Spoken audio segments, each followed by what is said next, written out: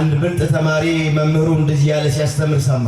በእግዚአብሔር ዘንድ አንድ ቀን በሰው ዘንድ 1000 ዓመት ነው፣ በሰው ዘንድ 1000 ዓመት በእግዚአብሔር ዘንድ አንድ ቀን ነው ሲባል ሰማ። በሰው ዘንድ 100 ሚሊዮን ብር በእግዚአብሔር ዘንድ 5 ሳንቲም ናት ሲባል ሰማ። ልክ ጉባኤው በጸሎት አልቆ በሰላም ግቡ ሲባል ገብርኤል ቤተክርስቲያን ነው ሄዶ ድብቅ ብሎ ተንበርክኮ መጸለይ ጀመረ። ጌታ ሆይ 5 ሳንቲም ስጠኝ አለ። እሷም ብልጥ መሆኑ እግዚአብሔር ሰማውና ምን አለው? ልጄ ሆይ አንድ ቀን ጠብቀኝ። ስንት ቀን? በእግዚአብሔር ዘንድ አንድ ቀን፣ በሰው ዘንድ ስንት ነው? ይኸውላችሁ በብልጣ ብልጥነት ከእግዚአብሔር መቀበላችን። መርከባችሁን ስሩ ወንድሞች እህቶች። መርከብ መስራት በቁሙ እንደነው መርከብ መስራት አይደለም። ከእንጨት ከብረት መርከብ መስራት አለ። ንስሐ መግባት ነው መርከብ መስራት። ወደ ቤተ ክርስቲያን በንስሐ መግባት፣ በጾም መግባት፣ በጸሎት መግባት፣ ከጥፋት ለመዳን ከሞት ለመዳን ከዲያብሎስና ከሰራዊቱ ለመዳን ለማምለጥ ከፈለጋችሁ ብዙዎቻችሁ ወጣቶች ናችሁ፣ ግቡ ወደ ቤተ ክርስቲያን። ስለዚህ ሁል ጊዜ ወደ ተቀበረበት ስፍራ ወደ ጎልጎታ መቃብር ሄደች፣ ትጸልያለች፣ ታነባለች፣ ታለቅሳለች። እግረ መንገድ ጌታ የተቀበረባት ጎልጎታ የቅድስት ቤተ ክርስቲያን ምሳሌ ናት። እመቤታችን ዕለት ዕለት ወደዚያ ስፍራ ሄዳ ትጸልይ እንደነበረ ይሄ ድምፅ የሚሰማችሁ ሁላችሁም ወደ ቤተ ክርስቲያን ዕለት ዕለት መምጣታችሁን አታቋርጡ።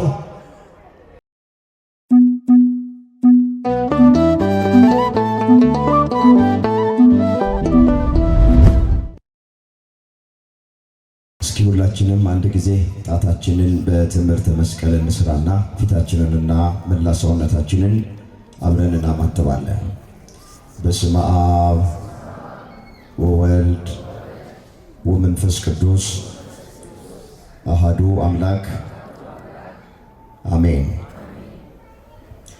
በቅድሚያ ክቡር መምህራችን በክብረ ትጉሃን መምህር ደመላሽ ቶጋ በኢትዮጵያ ኦርቶዶክስ ተዋሕዶ ቤተክርስቲያን የአዲስ አበባ ሀገረ ስብከት የስብከተ ወንጌል ክፍል ዋና ኃላፊ፣ ክቡር መምህራችን ልሳነ ጳውሎስ መምህር ምስክር ጌታ ነው የካቴድራላችን የስብከተ ወንጌል ክፍል ዋና ኃላፊ፣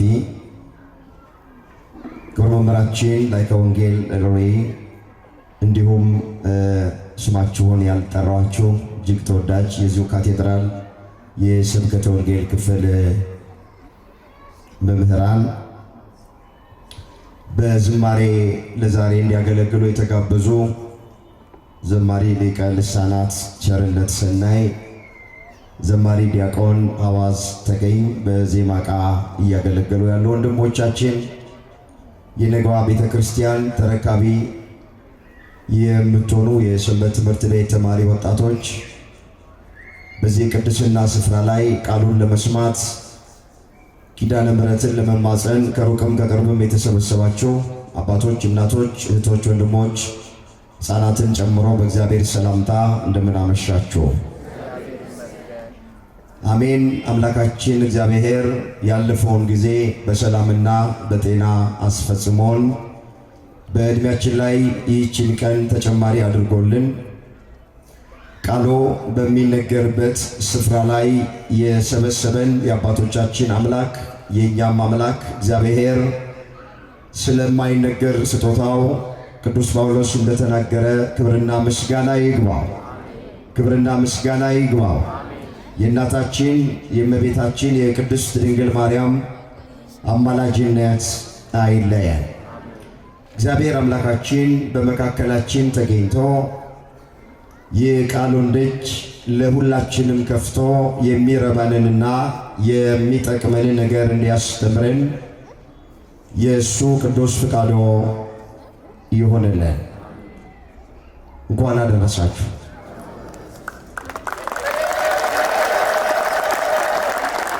ብዙ ሰው ነው ከዚህ የሚታየው። በጣም ደስ ትላላችሁ ከዚህ ስትታዩ። ምስጋናችሁ ግን በጣም አነስተኛ ነውና እዚህ ያደረሰንን እግዚአብሔር እስኪ ከልብ ሆናችሁ ከፍ አድርጋችሁ አመስግኑት።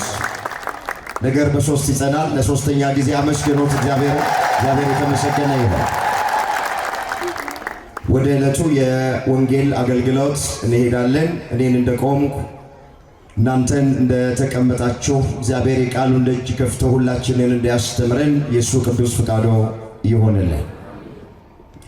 ለዛሬ እግዚአብሔር በሰጠን ጊዜና ሰዓት የምንማማርበት የትምህርታችን ርዕስ የሚሆነው ወደ ኪዳንህ ተመልከት የሚል ይሆናል። ይህንን በርዕስነት ያነሳነውን ኃይለ ቃል በመጽሐፍ ቅዱሳችን ላይ ተመዝግቦ የምናገኘው በዳዊት መዝሙር በመዝሙር 73 ቁጥር 20 ላይ እስኪ አንድ ጊዜ ይህ ድምፅ የሚሰማችሁ ሁላችሁ በርዕስነት ያነሳነውን ኃይለ ቃል በህብረት ለመናገር ሁላችንም ራሳችንን እናዘጋጅ። ወደ ኪዳንህ በሉ እስኪ፣ ድገሙት እስኪ። ተመልከት። ምን በል? ወደ ምንህ? አምላካችን እግዚአብሔር በዚህ ርዕስ መነሻነት ሁላችንን እንዲያስተምረን የእሱ ቅዱስ ፈቃዱ ይሆንልን። ይህንን ርዕስ መነሻ አድርገን መነጋገር ያስፈለገበት ምክንያት ሁላችን እንደምናውቅ እንደ ቤተ ክርስቲያናችን ሥርዓት መሠረት በየዓመቱ የካቲት 16 ቀን በዛሬው ቀን ማለት ነው በቤተ ክርስቲያናችን ከምናከብራቸው በዓላት መካከል አንዱ የሆነው የእመቤታችን የቅድስት ድንግል ማርያምን ከልጇ ከወዳጇ ከኢየሱስ ክርስቶስ የምህረት ቃል ኪዳን የተቀበለችበትን ቀን ኪዳነ ምህረት እያልን እናከብራል። በዚሁ መሠረት ዕለቱን፣ ወቅቱን፣ ጊዜውን የዋጀ ትምህርት መማር እንድንችል ይህን ርዕስ ከመጽሐፍ ቅዱስ ላይ መርጠነዋል። ቆሞ ለመናገር ቁጭ ብለውም ለማድመጥ ጥበብ ከእግዚአብሔር ሲሰጥ ብቻ ነውና ለእኔ ለባሪያው ተናጋሪ የሆነ አንደበትን ለእናንተም ለሰሚዎቹ አስተዋይ የሆነ ልቡናን ቸሩ አምላካችን እግዚአብሔር ለሁላችንም በቸርነቱ ያድለ።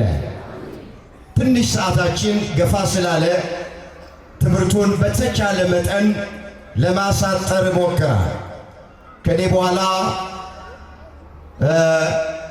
የምንወደው የምናከብረው የወንጌሉ ገበሬ የአዲስ አበባ ሀገረ ስብከት የስብከተ ወንጌል ክፍል ዋና ኃላፊ በኩረት ጎሃን አለ። እኔ እንደውም እሱ እንዲያገለግል ነበር የፈለግኩት።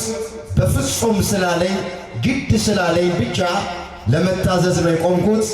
ስለዚህ እሱን ግምት ውስጥ በማስገባት የተወሰኑ ነገሮች በዚህ በዕለቱ መተላለፍ የሚገባውን መልእክት እንደ እግዚአብሔር መልካም ፈቃድ እናያለን። አምላካችን እግዚአብሔር የቃሉን ደጅ ለሁላችን በቸርነቱ ይክፈትልን። በዚህ ሶስት እየፈጠንን ሶስት ነገሮችን እናያ። እንዳትረሱ ርዕሳችን ወደ ኪዳንህ ምን በል የሚል ነው። ጨርሶት። ምን በል? ወደ ኪዳንህ ተመልከት የሚል። ኪዳን ማለት ምን ማለት ነው የሚለውን አስቀድመን እናያ። በሁለተኛ ደረጃ እግዚአብሔር በመጽሐፍ ቅዱስ ላይ ከነማ ጋራ ቃል ኪዳንን አደረገ የሚለውን አለ። ሶስተኛና የመጨረሻ ዛሬ የምናከብረው በዓል ምን እንደሆነና ከበዓሉ የምንማረው ነገር ምን እንደሆነ ተመልክተን ትምህርታችንን እንቋጨዋል። እንግዲህ በርዕስነት ያነሳነው ቃል በዚህ ስፍራ ላይ የተነገረው ዳዊት ተብሎ በሚጠራ ሰው ነው። ከፍ ብለን ስንመለከት ቁጥር 19 ላይ እንዲህ ተብሎ ተመዝግቧል። የምትገዛልህን ነፍስ ለአራዊት አትስጣ፣ የችግረኞችን ነፍስ ለዘወትር አትርሳ፣ ወደ ኪዳንህ ተመልከት ነው ያለው። እግዚአብሔር ለአባቶቻችን ወደ ገባው ኪዳን ይመልከትልን። እንግዲህ ሁላችን እንደምናውቅ ዳዊት እግዚአብሔር ከእረኝነት ለንጉሥነት ከዋሻ ደግሞ እግዚአብሔር ለሰገነት ያበቃው ሰው ነው። አባትና እናቱ በተውት ጊዜ እግዚአብሔር ያስታወሰው ሰው ነው ዳዊት ነው። ሲዘምር እሱ ራሱ ምን ብሎ ነው የዘመረው? አባትና እናቴ ትተውኛል፣ እግዚአብሔር ግን ተቀብሎኛል ነው ያ። እዛ መዝሙር 26 ቁጥር 10 ላይ የተመዘገበ እግዚአብሔር ቃል አባትና እናቴ ትተውኛል፣ ነገር ግን እግዚአብሔር ተቀብሎኛል አለ። አዎ ዳዊትን እናትና አባቱ ወላጆቹ ትተውታል። ወላጆቹ ቢተውት እግዚአብሔር ተቀብሎታል። እረኛ ነበረ፣ ንጉሥ አደረገው። ዋሻ ውስጥ ነበረ፣ ሰገነት ላይ አወጣው። ከአንድም 7 ዓመታት እግዚአብሔር ሰጠው። ወገኖቼ ሰው ሊተወን ይችላል። ትልቁ ነገር በእግዚአብሔር አለመተው ነው። ሰው ሊረሳን ይችላል፣ ነገር ግን እግዚአብሔር አይረሳንም። ሰው ቢሰብር ማን ይጠግና? ንገሩኝ፣ ማን ይጠግና? ሰው የረሳውን ማን ያስታውሰዋል? ሰው ቢጠላን ማን ሊወደን ይችላል? ዳዊትን ወላጆቹ ረስተውታል፣ ወላጆቹ ትተውታል። እሱ ራሱ እንደተናገረ እናትና አባቴ ትተውኛል፣ እግዚአብሔር ግን ተቀብሎኛል አለ። ከእረኝነት ስፍራ አው መርጦ ንጉሥ አደረገ። እግዚአብሔር ከወደደ እረኛውን ንጉሥ ማድረግ ይችላል። ማንም ሰው አጋፋሪ መሆን አይችልም፣ ማንም መከልከል አይችልም። እግዚአብሔርን ምን ታደርጋለህ፣ ምን ትሰራለህ ብሎ የሚጠይቀው ማንም ሰው የለም። እሱ ነው እንግዲህ በርሽነት ያነሳነውን ቃል የተናገረው። ወደ ኪዳንህ ተመልከት አለ። ኪዳን ማለት ምን ማለት ነው የሚለውን እስኪ ባጭሩ ላይ ወገኖቼ፣ ኪዳን የሚለው ተካሄደ ወይም ተማማለ ከሚለው የግዕዝ ግስ የወጣ ቃል። በአማርኛ ኪዳን ማለት ውል፣ ስምምነት፣ መሐላ ማለት ሊሆን ይችላል። የኪዳን ትርጉም ባጭሩ ይሄ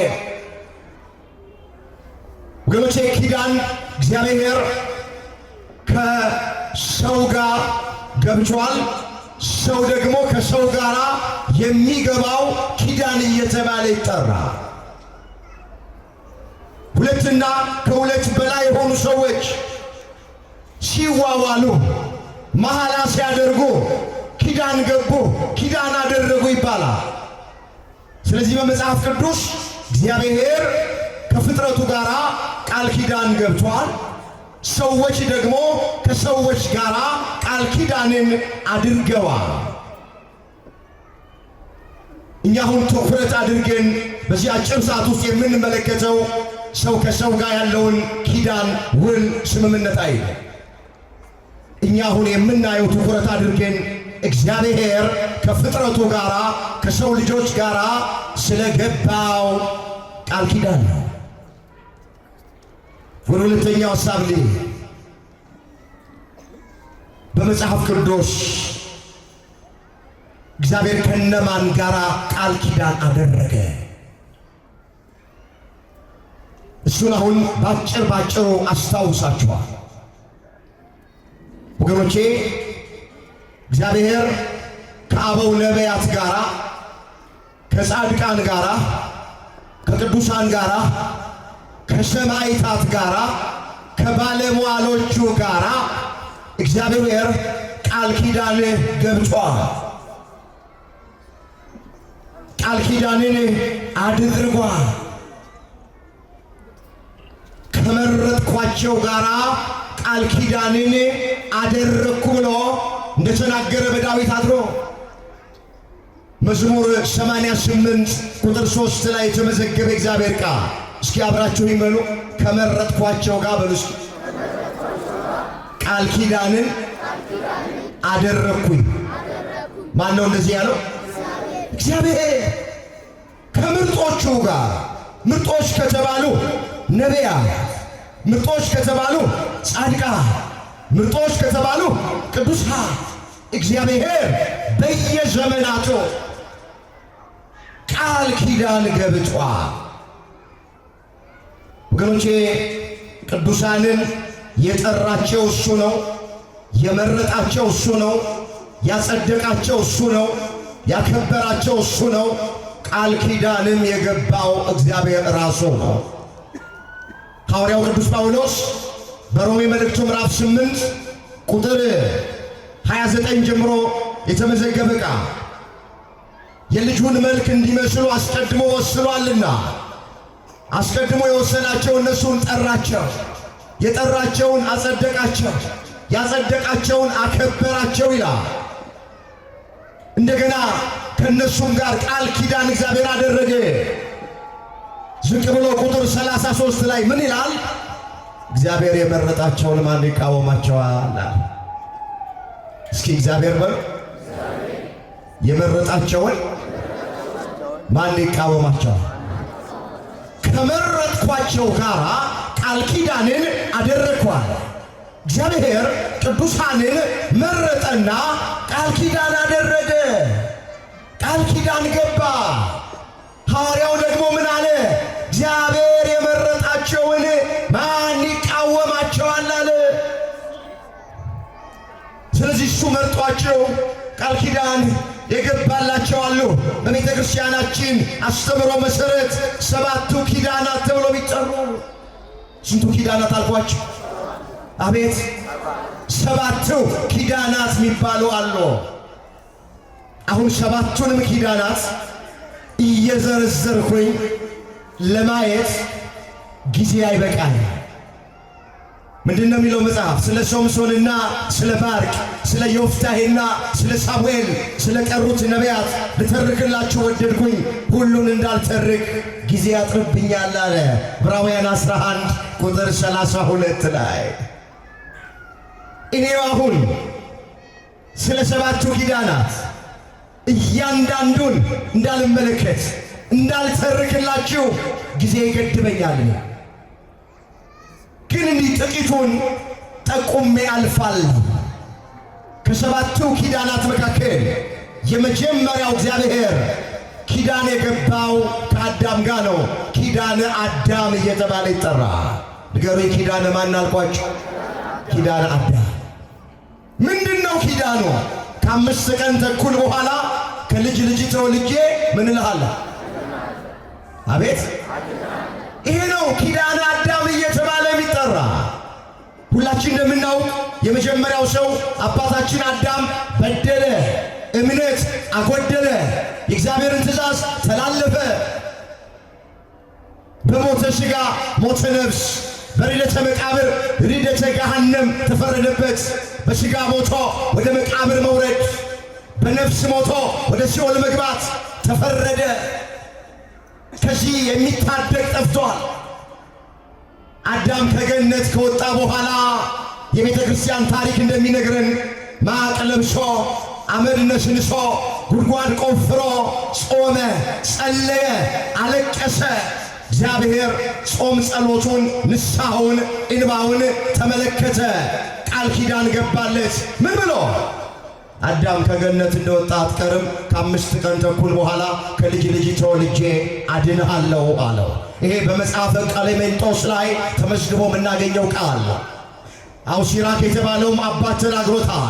በአዲስ ኪዳን ቅዱስ ጳውሎስ ይህን ግልጥ የሚያደርግ አንድ ቃል አስቀምጧል። እሱን አስታውሳቸዋለሁ። ገላትያ ምዕራፍ 4 ቁጥር 4 ላይ ነገር ግን ይላል የዘመኑ ፍጻሜ በደረሰ ጊዜ እግዚአብሔር ከሴት የተወለደ ልጁን ላከው እንደ ልጆቹ ያደርገን ዘንድ አለ። ሲቃሉን አብረን እንበለው። ነገር ግን በሉስ የዘመኑ ፍጻሜ በደረሰ ጊዜ እግዚአብሔር ከሴት የተወለደውን ልጁን ላከው። ምን አደረገው? ከምን የተወለደው? ሴት የተባለች አዎ ከሐናና ከኢያቄም አብራክ ማኅፀን የተገኘች ድንግል ማርያም ወላዲተ አምላክ ናት። የዘመኑ ፍጻሜ በደረሰ ጊዜ የትኛው ዘመን? 5500 ዘመን 5 ቀን ተኩል የሚለው በእግዚአብሔር አቆጣጠር ነው። በሰው አቆጣጠር 5500 ዘመን ነው። ለምን? በሰው ዘንድ 1000 ዓመት በእግዚአብሔር ዘንድ 1 ቀን ናት። በእግዚአብሔር ዘንድ 1 ቀን በሰው ዘንድ ደግሞ 1000 ዓመት ነው።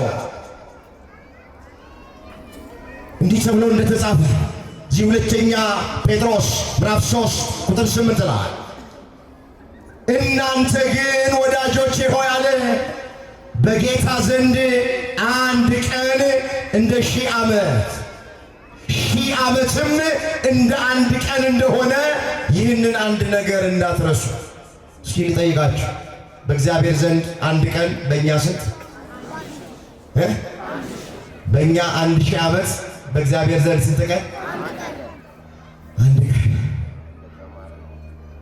አንድ ብልጥ ተማሪ መምህሩ እንደዚህ ያለ ሲያስተምር ሰማ። በእግዚአብሔር ዘንድ 1 ቀን በሰው ዘንድ 1000 ዓመት ነው። በሰው ዘንድ 1000 ዓመት በእግዚአብሔር ዘንድ 1 ቀን ነው ሲባል ሰማ። በሰው ዘንድ 100 ሚሊዮን ብር በእግዚአብሔር ዘንድ 5 ሳንቲም ናት ሲባል ሰማ። ልክ ጉባኤው በጸሎት አልቆ በሰላም ግቡ ሲባል ገብርኤል ቤተክርስቲያን ነው ሄዶ ድብቅ ብሎ ተንበርክኮ መጸለይ ጀመረ። ጌታ ሆይ 5 ሳንቲም ስጠኝ አለ። ስንት ስጠኝ?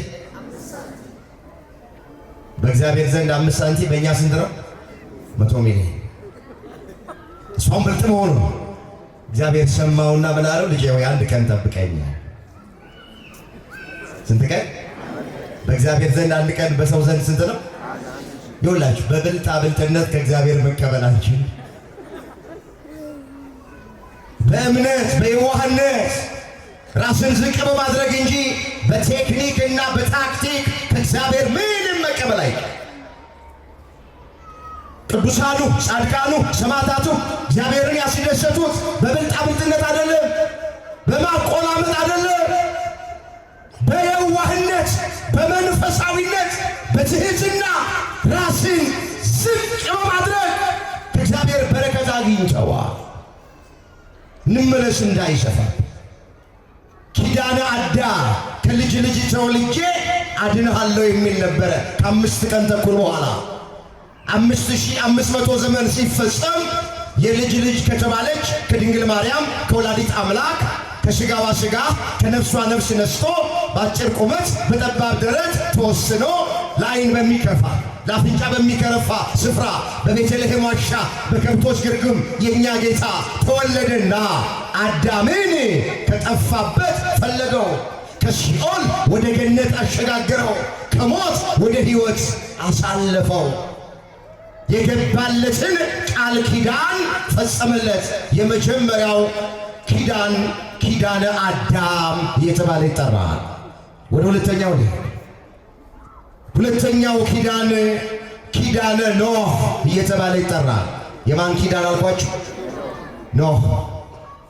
ኖህ ከሚባለው ጻድቅ አባት በእግዚአብሔር ፊት ሞገስ የነበረው እግዚአብሔርን ይፈራ የነበረ ሰውን ያፍር የነበረ በአግባብና በሥርዓት ይኖር የነበረ ኖህ ከሚባል አባት ጋር አምላካችን እግዚአብሔር የገባው ቃል ኪዳኑ ምንድን ነው? ዳግም የሰው ልጅን በንፍር ውሃ አላጠፋውም የሚል ነው ቃል። ይህ ታሪክ በኦሪት ዘፍጥረት በምዕራፍ 9 ላይ ተመዝግቧል። ጥቂት ነገር አያለ ዘፍጥረት 9 ቁጥር 11 ጀምሮ እንደዚህ ይላል፣ ቃል ኪዳኔን ላንተ አቆማለሁ፣ ሥጋ ያለው ሁሉ ዳግመኛ በጥፋት ውሃ አይጠፋም፣ ምድርን ለማጥፋት ዳግመኛ የጥፋት ውሃ አይሆንም። እግዚአብሔርም አለ በእኔና ባንተ መካከል ካንተም ጋር ባሉት በሕያው ነፍስ ሁሉ መካከል ለዘላለም የማደርገው የቃል ኪዳን ምልክት ይሄ ነው። ቀስቴን በደመና አደርጋለሁ፣ የቃል ኪዳኑ ምልክትም እሱ ይሆናል። በኖህ ዘመን የነበሩት ሕዝቦች በደሉ፣ እግዚአብሔርን ኃጢአት ሰሩ፣ መተላለፍ አበዙ። እግዚአብሔር አጠፋቸዋለሁ አለው። አንተ መርከብ ሥራ። ምን ሥራ አለው? መርከብ ሥራ። ከነ ቤተሰብህ 8 ቤተሰቦችን ይዘህ ወደ መርከብ ውስጥ ትገባለህ። በምድር ላይ ያሉ የሰው ልጆችን በሙሉ በፈላ ውሃ አጠፋለሁ አለ። 120 ዘመን ተሰጣቸው። በተሰጣቸው 120 ዓመት ሊጠቀሙ አልቻሉም። የቤተ ክርስቲያን ታሪክ እንደሚነግረን 60 ዓመት የሥጋችንን ፍቃድ እንፈጽምና 60 ዓመቱን ንስሐ እንገባበታለን አሉ። 120ውን ለ2 ከፍለው 60 አለቀች። አሁን ደግሞ ምን አሉ? 30ዋን ጨፍረን በልተን ጠጥተን የሥጋችንን ፍቃድ ፈጽመን በ30ዋ ንስሐ እንገባለና 30ዋም አለቀች። እንደዚህ ሲሉ የተሰጣቸው 120 ዘመን አለቀ ነው የሚለው። በተሰጣቸው ዕድል ሳይጠቀሙ፣ በተሰጣቸው ጊዜ ሳይጠቀሙ እግዚአብሔር የቀጠራት ቀን ደረሰች። ኖህ ከ8 ቤተሰቦቹ ጋር 3 ወንድ ልጆች አሉት፣ ሴም፣ ካም፣ ያፌት። የልጆቹ ሚስቶች አሉ። ኖህና ሚስቱ አንድ ላይ 8 ናቸው። 8 ሆነው ወደ መርከብ ውስጥ ገቡ። እግዚአብሔር ከታችም ከላይም የፈላ ውሃ አዘነበና በዘመኑ የነበሩትን ሕዝቦች በሙሉ አጠፋቸው ይላል። ኖህ መርከብ ውስጥ ገብቶ ዳነ። ምን ውስጥ ገብቶ ዳነ? ወገኖቼ በኖህ መርከብ የምትመሰለዋ ቅድስት ቤተ ክርስቲያን። ከኖህ መርከብ ውጭ ያሉ ሰዎች በንፍር ውሃ ጠፍተው ነበረ። መርከብ ውስጥ ገብቶ የነበሩት ግን እንስሳቱ፣ የሰው ልጆችም በሙሉ ከጥፋት ውሃ ድነው ነበረ። በዚህ ዘመን ወገኖቼ ለመዳን ከፈለግን በንስሐ በኖህ መርከብ ወደምትመሰለዋ ቤተ ክርስቲያን እንግባ። መርከባችሁን ስሩ ወንድሞቼ፣ እህቶቼ። መርከብ መስራት በቁሙ እንደ ኖህ መርከብ መስራት አይደለም። ከእንጨት ከብረት መርከብ መስራት አለ። ንስሐ መግባት ነው መርከብ መስራት። ወደ ቤተ ክርስቲያን በንስሐ መግባት፣ በጾም መግባት፣ በጸሎት መግባት፣ ከጥፋት ለመዳን፣ ከሞት ለመዳን፣ ከዲያብሎስና ከሰራዊቱ ለመዳን ለማምለጥ ከፈለጋችሁ ብዙዎቻችሁ ወጣቶች ናችሁ፣ ግቡ ወደ ቤተ ክርስቲያን። ሁለተኛው ኪዳኖ ወገኖቼ ዳግም የሰው ልጆችን በንፍር ውሃ አላጠፋም። ለዚህ ምልክት የሚሆነው ቀስተ ደመና ነው አለ። የቤተ ክርስቲያን ሊቃውንት ቀስተ ደመና የእመቤታችን የቅድስት ድንግል ማርያም ምሳሌ ናት ይላል። የኖህ ቀስተ ደመና ይሏታል። ያ ቀስተ ደመና ሁለተኛ የጥፋት ውሃ እንዳይመጣ ምልክት እንደሆነ እመቤታችንም የኛ የድህነታችን ምልክታችን ናት። መጽሐፍ እንደዚህ ይላል ኢሳይያስ 7 ቁጥር 14 ጌታ ራሱ ምልክት ይሰጣችኋል። ምን ይሰጣችኋል? ምን ይሰጣችኋል? ምልክት ይሰጣችኋል። ምልክቱ ምንድነው? ድንግል በድንግልና ትጸንሳለች፣ ወንድ ልጅንም ትወልዳለች፣ ወይም ወልድን ትወልደዋለች፣ ስሙንም ማን ትለዋለች? ወገኖቼ ቀስተ ደመናችን ዳግም የሰው ልጆችን እግዚአብሔር በመርገም እንዳያጠፋ፣ በፍዳ በኩነኔ እንዳይጠይቅ ምልክት ተደርጋ የተሰጠችን ድንግል ማርያም ወላዲት አምላክ ናት። ክብር ይግባት፣ አመስግኗት። እመቤታችን ምልክታችን እሷ ናት። ምን አለ በሌላ ስፍራ ላይ የሰራዊት ጌታ እግዚአብሔር ዘር ባያስቀርልን ኖሮ እንደ ሰዶም በሆንን ገሞራንም በመሰልን አለ ኢሳይያስ 1 ቁጥር 9 ላይ። እስኪ አብራችሁ ይመኑ። የሰራዊት ጌታ በሉ እስኪ። አልሰማኋቸውም። የሰራዊት ጌታ እግዚአብሔር ዘርን ባያስቀርልን ኖሮ እንደ ሰዶም በሆንን ገሞራንም በመሰልን። ሰዶምና ገሞራ ታውቃላችሁ፣ ሰው ተፈልጎ ሰው ስለጠፋ በእሳት ዲን ጠፍተዋል። እኛ ወገኖቼ እንዳንጠፋ በመዓት በቁጣ እንዳንጠፋ ወገኖቼ ከእግዚአብሔር የቀረችልን ንጽሕት ዘር የአዳምና የሔዋን ኃጢአት ያላረፈባት ንጽሕት ዘር ቅድስት ዘር ቅድስተ ቅዱሳን ብፅዕተ ብፁዓን ድንግል ማርያም ወላዲት አምላክ ናት። እሷን የሰጠን አምላክ የተመሰገነ ይሆን። ከፍ አድርጋችሁ አመስግኑ። ስለዚህ የኖህ ቀስተ ደመና ድንግል ማርያም ወላዲት አምላክ ናት። ሁለተኛው ኪዳነ ኖህ ነው። ከዚህ በኋላ ያሉትን ፈጠን ፈጠን ብዬ ዝም ብዬ ጠቁሜያችሁ ልለፍ። ሶስተኛው ኪዳነ መልከ ጼዴቅ። መልከ ጼዴቅ በብሉይ ኪዳን የጌታችን የመድኃኒታችን የኢየሱስ ክርስቶስ ምሳሌ ተደርጎ የተጠቀሰ። አራተኛ ኪዳነ አብርሃም። ከአብርሃም ጋር እግዚአብሔር የገባው ቃል ኪዳን እሱ ግዝረት ነው። አራተኛው እሱ ነው። ኪዳነ አብርሃም የ8 ቀን ልጅ እንዲገረዝ ማለት በዘርህ አሕዛብ ሁሉ ይባረካሉ ተብሎ የአብርሃም ዘር በሆነች በድንግል ማርያም ዓለም ሁሉ እንደሚባረክ አስቀድሞ ለአብርሃም ቃል ኪዳን ገብቶለታል። ስንተኛው ላይ ነበር? አምስተኛው የማን ኪዳን ነው? ከማን ጋር የገባው ኪዳን ነው? ኪዳነ ሙሴ ተብሎ ይጠራል። ከሙሴ ጋር የገባው ቃል ኪዳን ምንድነው? እስራኤል የእግዚአብሔርን ሕግ ቢጠብቁ ምድረ ርስት ከነዓን እንደሚያወርሳቸው የገባው ቃል ኪዳን። ስድስተኛ ኪዳነ ዳዊት። ከዳዊት ጋር ደግሞ እግዚአብሔር የገባው ቃል ኪዳን አለ። ምንድነው ቃል ኪዳኑ ስንል በመዝሙር 131 ቁጥር 11 ላይ እግዚአብሔር ማለ አይጸጸትም ብሎ ይጀምርና ከሆድ ፍሬ በዙፋን ላይ አኖራለሁ። እስኪ ከሆድ ፍሬ በዙፋን ላይ አኖራለሁ። ለጊዜው ከሆድ ፍሬ በዙፋን ላይ አኖራለሁ ሲል ስለ ልጁ ስለ ሶሎሞን የተነገረ ቃል፣ ስለ ዳዊት ልጅ ስለ ሶሎሞን በዳዊት ፈንታ ንጉሥ ሆኗልና ለፍጻሜው ከሆድ ፍሬ በዙፋን ላይ አኖራለሁ ሲል ስለ ኢየሱስ ክርስቶስ የተነገረ ቃል የዳዊት ዘር ከሆነች ከእመቤታችን ከቅድስት ድንግል ማርያም በድንግልና ተጸንሶ በድንግልና ስለሚወለደው የዳዊት ልጅ ተብሎ ስለሚጠራ ስለ ኢየሱስ ክርስቶስ የተነገረ ቃል ትዝ ይላችኋል።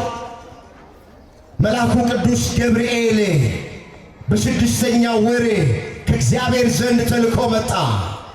እነሆ ትጸንሻለሽ፣ ወንድ ልጅንም ትወልጃለሽ፣ ስሙንም ኢየሱስ ብላችሁ ትጠሩታላችሁ። ታላቅ ይሆናል፣ የልዑል ልጅ ይባላል። ጌታ አምላክ የአባቱ የዳዊትን ዙፋን ይሰጠዋል። የማንን ዙፋን ይሰጠዋል? የዳዊትን ዙፋን ይሰጠዋል። ከሆድ ፍሬ በዙፋን ላይ አኖራለሁ ማለት ስለ ኢየሱስ ክርስቶስ ለፍጻሜው የተነገረ ቃል ነው። ከዳዊት ጋር የገባው ኪዳን ይሄ። ሰባተኛውና የመጨረሻው ኪዳነ ምሕረት ዛሬ በቤተ ክርስቲያናችን በዓሉን ስናከብር እንደቆየን ማለት የካቲት 16 ቀን ከእመቤታችን 33ቱ በዓላት መካከል አንደኛው በዓል የካቲት 16 ቀን የሚከበር በዓሉ ምንድነው? የሚከበርበት ምክንያት በእርግጠኝነት በቆየንበት ስፍራ ላይ በስፋት ተመራርቸዋል ብዬ ተስፋ አድርጋለሁ። ጥቂት ነገር ጠቁሜያቸው ከበዓሉ የምንማረውን ነገር ጠቅለል አድርጌ ተናግሬ ትምህርቴን ይጨርሳል። በየዓመቱ በዚህ ቀን የምናከብረው በዓል ወገኖቼ እመቤታችን ልጇ ኢየሱስ ክርስቶስ በመስቀል ተሰቅሎ ጎኑን በጦር ወግተውት እጆቹን በሚስማር ቸንክረውት ከሞተ በኋላ በጎልጎታ መቃብር ከተቀበረ በኋላ ወገኖቼ ዕለት ዕለት ወደ ጎልጎታ መቃብር የሄደች ታዝን፣ ታለቅስ፣ ትጸልይ ነበር ነው የሚለው። ልጇ ነው የሞተባት። ምንም አምላኳ ቢሆን ልጇም ነዋ። ስለዚህ ሁልጊዜ ወደ ተቀበረበት ስፍራ ወደ ጎልጎታ መቃብር የሄደች ትጸልያለች፣ ታነባለች፣ ታለቅሳለች። እግረ መንገድ ጌታ የተቀበረባት ጎልጎታ የቅድስት ቤተ ክርስቲያን ምሳሌ ናት። እመቤታችን ዕለት ዕለት ወደዚያ ስፍራ ሄዳ አው ትጸልይ እንደነበረ ይሄ ድምጽ የሚሰማችሁ ሁላችሁም ወደ ቤተ ክርስቲያን ዕለት መምጣታችሁን አታቋርጡ። በዓመት አንዴና ሁለቴ ብቻ አትምጡ። ዕለት ወደ ቤቱ እንምጣ። ቅዳሴውን እናስቀድስ፣ ኪዳኑን እናድርስ፣ ያሉትን መርሃ ግብራት እንካፈል፣ ቃሉን እንስማ፣ ለእግዚአብሔር ክብር እንዘምር።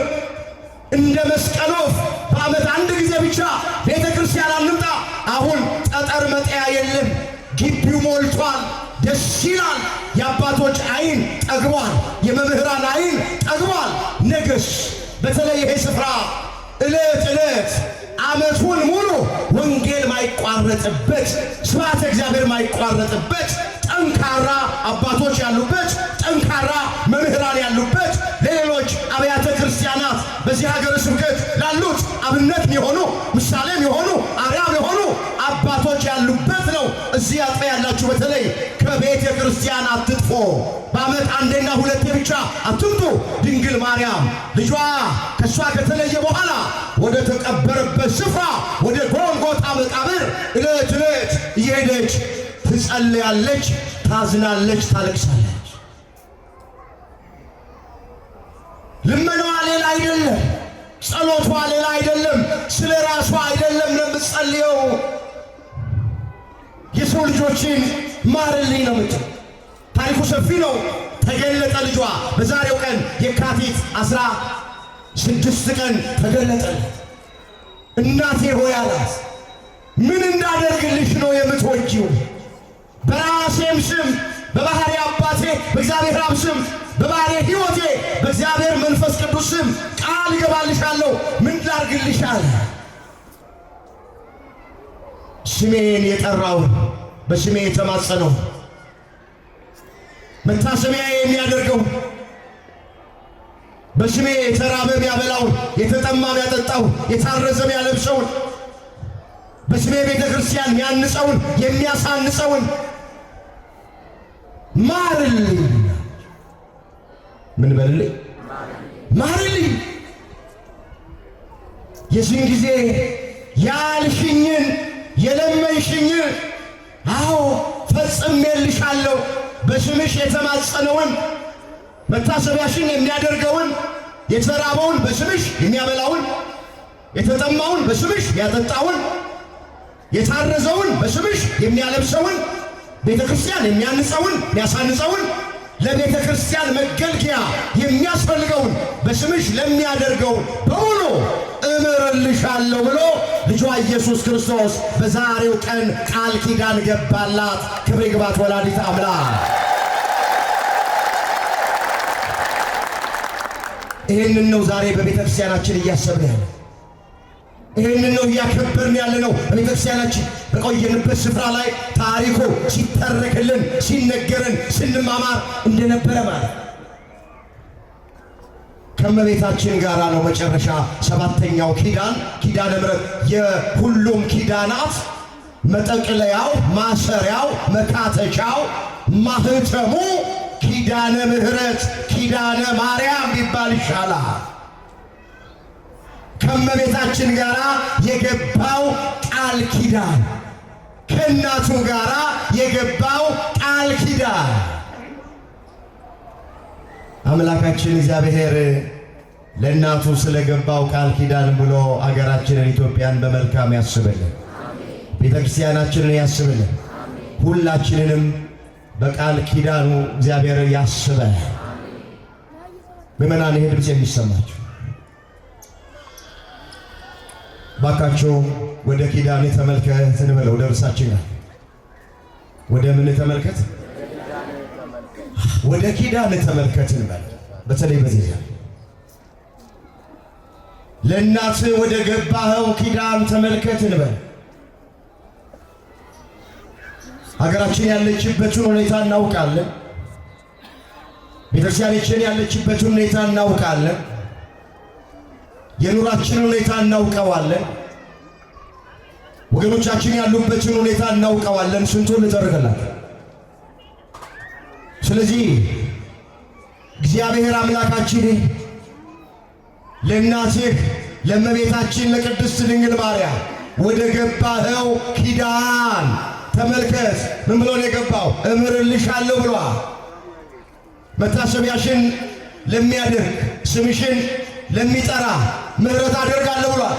ስሟን እየጠራን ነው፣ አላቋረጥንም። መታሰቢያውን እያደረግን ነው። ወር በገባ በ21 የዕረፍቷን መታሰቢያ እናደርጋለን።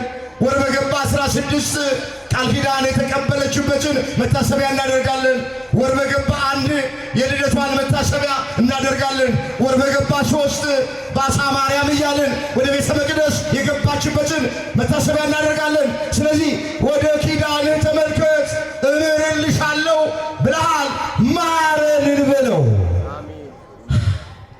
ከኛ የሚጠበቅ ይኸውላችሁ፣ አሁን በዓል አክብሮ አጨብጭቦ እልል ብሎ መሄድ ቁም ነገር አይደለም። ከበዓሉ የምንማረው ምንድን ነው? ቁም ነገር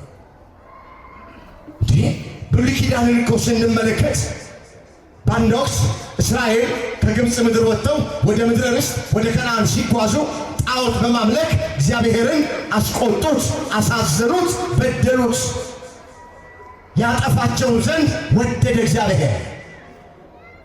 የእግዚአብሔርን ውለታ ረሱ። መና አውርዶ የመገባቸውን፣ ከዓለት ከጭንጫ ውሃ አፍልቆ የጠጣቸውን፣ የዮርዳኖስን ባህር የከፈለላቸውን፣ የኢያሪኮን ቅጥር ያፈረሰላቸውን፣ የአሞራውያን ንጉሥ ሲሆንን የባሳንን ንጉሥ አግን የገደለላቸውን፣ በጸናች እጅ በተዘረጋች ክንድ ወደ ምድረ ርስት ወደ ከነዓን ያስገባቸውን እግዚአብሔርን ረስተውት ሲፈለጉ ጣዖት ስር ተገኙ። የዚህን ጊዜ እግዚአብሔር ለሙሴ ምን አለው? ይህንን ሕዝብ እኔ አጠፋዋለሁ፣ አንተን ለትልቅ ሕዝብ መሪ አድርጋለሁ። ሙሴ ምን አለ ለእግዚአብሔር? ሕዝቡን ከምታጠፋ እኔን ከሕይወት መጽሐፍ ደምስሰኝ አለ። እንደዚህ አይነት መሪዎች ለዓለማችን እግዚአብሔር ይስጠልን። ከራሳቸው በላይ ለሚመሩት ሕዝብ የሚጨነቁ። ሙሴ ያለውን ተመልከቱ። ሕዝብ እስራኤልን ከምታጠፋ እኔን ከሕይወት መጽሐፍ ደምስሰኝ አለ። ከራሱ ይልቅ ሙሴ ለሚመራው ሕዝብ ተጨነቀ። ከዛ ዝቅ ብሎ ምን ይላል? ይህን የምታገኙት ኦሪት ዘጸአት ምዕራፍ 32 ቁጥር 13 ላይ ነው። ስለ ባለመዋሎችህ ቃል ኪዳን ስለገባህላቸው ስለ አብርሃም፣ ስለ ይስሐቅ፣ ስለ ያዕቆብ ስትል እባክህ ማረን፣ እባክህ ይቅር በለን፣ እባክህ ተለመነን ብሎ ሙሴ እግዚአብሔር ፊት ቆመ። እግዚአብሔርን ለመነ። እግዚአብሔርም ስለ አብርሃም፣ ስለ ይስሐቅ፣ ስለ ያዕቆብ ቃል ኪዳን መሐላ ሲል ከመዓት ወደ ምሕረት ከቁጣ ወደ ትዕግሥት ዘንበል አለላቸው ይላል። እግዚአብሔር የተመሰገነ ይሁን። መሐላውን አሰበ፣ ቃል ኪዳኑን አሰበ። እኛም ኢትዮጵያውያን ይህ ድምፅ የሚሰማች ኦርቶዶክሳውያን ለእመቤታችን ስለገባው ቃል ኪዳን አገራችን ኢትዮጵያን አስብን፣ ቤተ ክርስቲያናችንን አስብን፣ ትዳራችንን አስብን፣ ስራችንን፣ ንግዳችንን አስብን፣ ልጆቻችንን አስብን፣ ሕይወታችንን አስብን። አይጨክንም፣ ይለመናል። ስለ ቅዱሳን ሲል፣ ስለ ወዳጆቹ፣ ስለ ባለሟሎቹ ሲል ይራራል። ከመዓት ወደ ምሕረት ከቁጣ ወደ ትዕግሥት ዘንበል ይላል። አምላካችን እግዚአብሔር ርኅሩህ ነው። መዓቱ የራቀ ነው፣ ምሕረቱ የበዛ ነው። በማንም ሰው ጥፋት እግዚአብሔር አይደሰትም። መዳናችንን ነው የሚፈልገው። ድንግል ማርያም በቃል ኪዳኗ ሁላችንንም ታስበ፣ ለሁላችንም በቃል ኪዳኗ ትቁምልን። አምላካችን እግዚአብሔር ከእናቱ ጋር ስለገባው ቃል ኪዳን ብሎ እቺ ክፉ ነገር የሚሰማባት ክፉ ነገር የሚታይባት አገራችን ኢትዮጵያን ታሪኳን ይቀየራል። ይችላላችሁ? እስኪ ይችላል። እግዚአብሔር ያክብራችሁ ወገኖቼ። ይኸውላችሁ የመጨረሻ ቃሌ ነው። እግዚአብሔር የሚሳነው ነገር የለም። መጽሐፍ ቅዱስን ስናነብ ብሉይ ኪዳንም አዲስ ኪዳንም እግዚአብሔር የኪዳን አምላክ ነው። ስለ ኪዳኑ ሲል ይምራል፣ ይቅር ይላል፣ ይራራል። እናውቃለን እኛ ደካሞች ነን። እናውቃለን እኛ ኃጢአተኞች ነን። እናውቃለን እኛ ለእግዚአብሔር አልተመቸነው። ግን ለሱ የተመቹት ወገኖቼ በሱ ዘንድ ሞገስ ያላቸው፣ በሱ ዘንድ ተቀባይነት ያላቸው ብዙ እንደ ደመና ዙሪያችንን የከበቡን አሉ። ከነሱ መካከል ፊተኛዋ ቀዳማዊዋ ድንግል ማርያም ወላዲት አምላክ ናት። ስለዚህ ስለሷ ስትል ማረን፣ እራራልን፣ ይቅርም በለን፣ የባሰ አታሳየን፣ የባሰ አታሰማን፣ በቃችሁ በለን ብለን ሙጥኝ እንበለው። ዝም ብላችሁ አትሂዱ። እርግጠኛ ሆኜ በእምነት ድፍረት እነግራችኋለሁ፣ ስለ ኪዳነ ምሕረት ሲል ይራራልናል፣ ይለመነናል። አንጠረጥረው። አሁንም ስለ ኪዳነ ምሕረት ሲል ይለመነን። የዛሬ ዓመት ከቁጥር ሳያጎል ሁላችንን ያድርሰን። ለበላይ ሰብ፣ ለቅዱስ ኤፍሬም፣ ለአባ ሕርያቆስ፣ ለቅዱስ ያሬድ፣ ለዜና ማርቆስ የተለመነች ድንግል ማርያም ወላዲት አምላክ ለሁላችንም ትለመነን። ያስተማረን የመከረን የገሰጸን የአባቶቻችን አምላክ እግዚአብሔር ስሙ የተመሰገነ ይሁን። የሁላችንን መጨረሻ እግዚአብሔር ያሳይ።